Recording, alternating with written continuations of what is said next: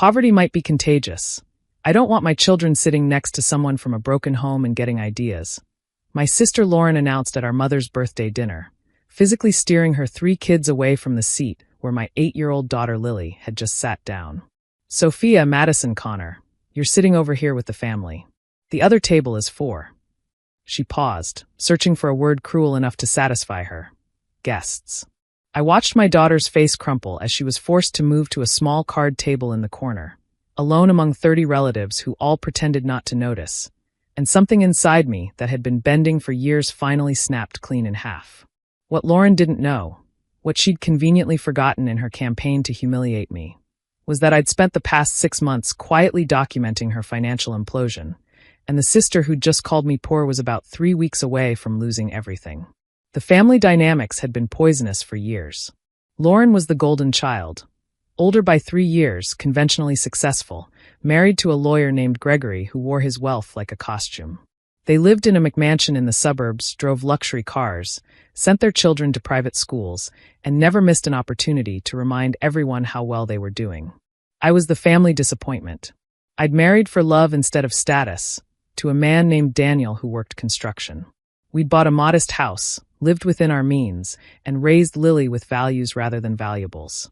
When Daniel died 2 years ago, a workplace accident that had left me a widow at 34, Lauren's sympathy had lasted approximately 1 week before she'd started making comments about my situation. Must be hard, raising a child alone. I suppose you'll have to sell the house now. You could always move back in with Mom. Not that there's any shame in that. Every family gathering became a performance of her superiority and my inadequacy. She'd arrive with shopping bags from designers I couldn't pronounce. Her children would show off new electronics while Lily clutched the second-hand tablet that was her prized possession. Gregory would hold court about investments and vacation properties while I nursed a single glass of wine and tried to disappear. But the birthday dinner was different. Lily sitting alone, physically segregated from her own cousins, publicly labeled as contaminated. That was a line I couldn't let stand. I walked over to the kids' table where Lauren's children sat, their faces uncertain. Who wants to see Aunt Lauren's house? I asked brightly. Oh wait, the bank owns it now. Maybe we can schedule a tour during the foreclosure auction. The room went silent. Lauren's face drained of color. What are you talking about? I'm talking about the notice of default that was filed 3 weeks ago. The one that became public record when you missed your 6th consecutive mortgage payment. I turned to the other relatives, who were watching with a mixture of horror and fascination. Didn't Lauren tell you? She and Gregory are about to lose the house. The luxury cars are leased and about to be repossessed. The private school tuition hasn't been paid since September. That's enough, my mother said sharply. No, Mom, it's not. Because you didn't say that's enough when Lauren made my daughter sit alone.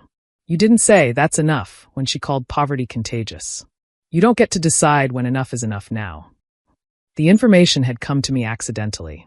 3 months ago, I'd run into a former colleague who now worked at the county clerk's office. During our conversation, she'd mentioned seeing the Whitmore name on some interesting documents, foreclosure filings specifically. I'd been curious enough to investigate. What I'd found was a house of cards that had been collapsing for over a year. Gregory had lost his partnership at the law firm. Apparently his billable hours had been fabricated, and he'd been quietly pushed out rather than publicly disgraced. Lauren had been hiding the truth from everyone, maintaining appearances with borrowed money and maxed-out credit cards. The designer bags? Knockoffs. The vacation photos? Taken at a timeshare they'd visited 2 years ago. The children's private school? They'd been asked to withdraw after the tuition account became delinquent.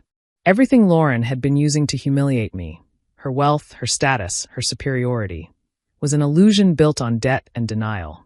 I'd kept the information to myself, not out of kindness but out of exhaustion. Exposing Lauren wouldn't have changed anything. She'd just find some other way to feel superior. But then she'd made Lily sit alone. Then she'd called my daughter contagious. And suddenly, every reason I'd had for staying silent evaporated. The confrontation at the birthday dinner was just the beginning. Lauren tried to deny everything, claiming I was making up stories out of jealousy. But I'd come prepared, printed documents in my purse, ready for exactly this moment. Here's the notice of default. I handed it to my cousin Margaret. Here's the foreclosure timeline.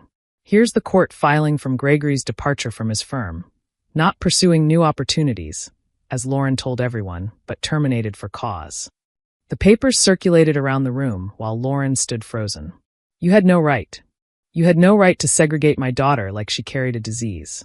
You had no right to humiliate a child because her father died and her mother doesn't drive a BMW. But you did it anyway.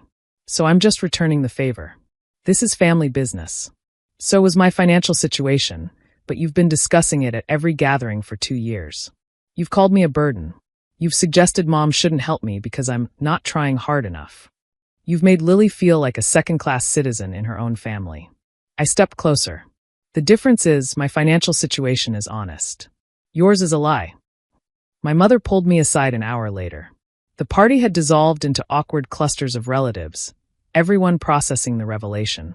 Lauren and Gregory had left abruptly, their children in tow, their carefully constructed facade in ruins. That was cruel, Mom said. Was it? More cruel than making Lily sit alone? More cruel than calling poverty contagious. She's your sister. And Lily is my daughter. When Lauren attacked her, publicly, deliberately, in front of the entire family, she declared war. I didn't start this. I just finished it. There were children present. Lauren's children heard everything.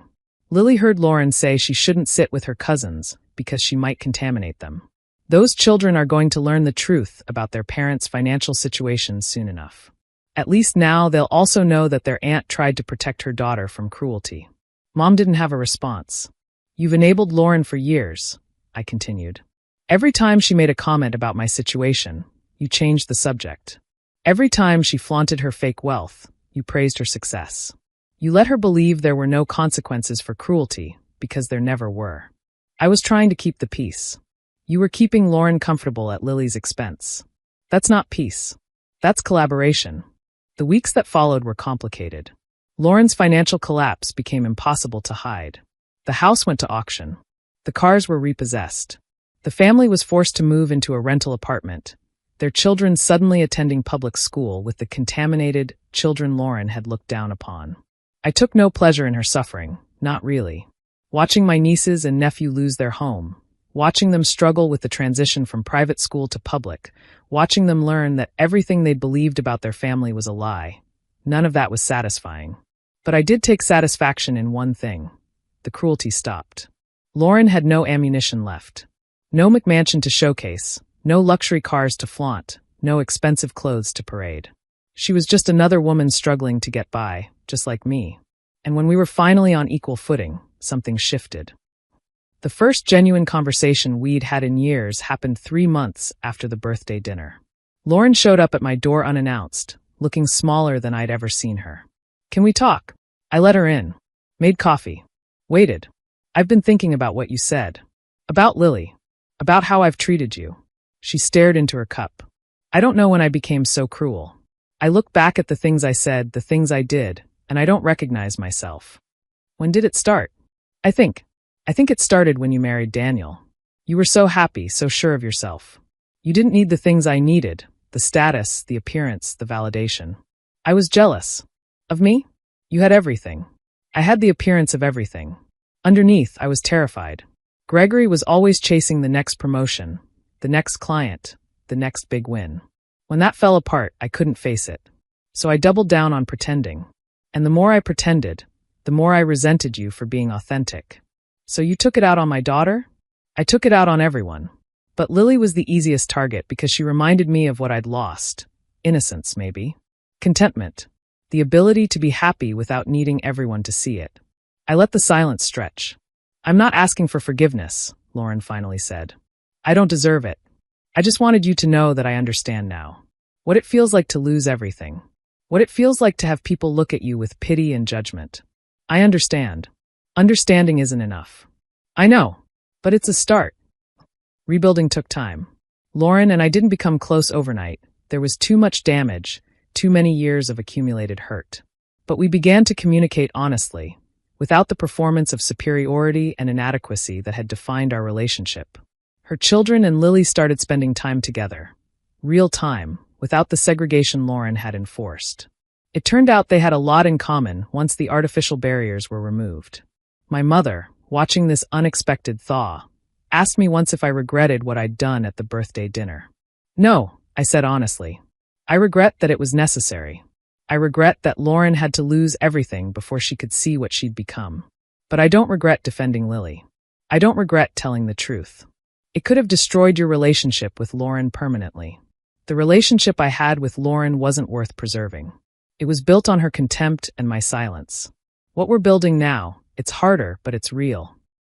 Last month, Lauren's daughter Sophia invited Lily to her birthday party. It was a simple affair, pizza and movies in their modest rental apartment, nothing like the elaborate productions Lauren used to throw. But Lily came home glowing, talking about how much fun she'd had with her cousins. Aunt Lauren was nice, she said, surprised.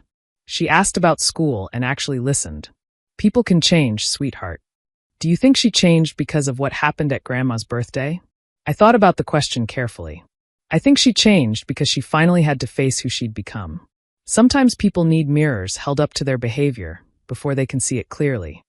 Is that why you said those things? To hold up a mirror? I said those things because she hurt you, and I couldn't let that stand. But if it also helped her see herself, then maybe something good came from something painful. Lily sat with her cousins at Thanksgiving this year. No segregation. No comments about contamination. No hierarchies based on wealth that no longer existed. Lauren caught my eye across the room and gave me a small nod, acknowledgement, maybe, or gratitude. I nodded back. We weren't friends. We might never be.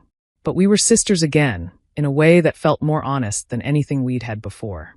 My sister had refused to let my daughter sit with her kids. She'd called poverty contagious. I'd exposed her crumbling empire in front of everyone. Mom called it cruel. But cruelty was making an 8-year-old eat alone because her father had died. Cruelty was teaching children that some people are lesser because of their bank accounts. Cruelty was building a fake life to look down on people who were living real ones. What I did was just consequences. And sometimes consequences are exactly what people need to become who they should have been all along.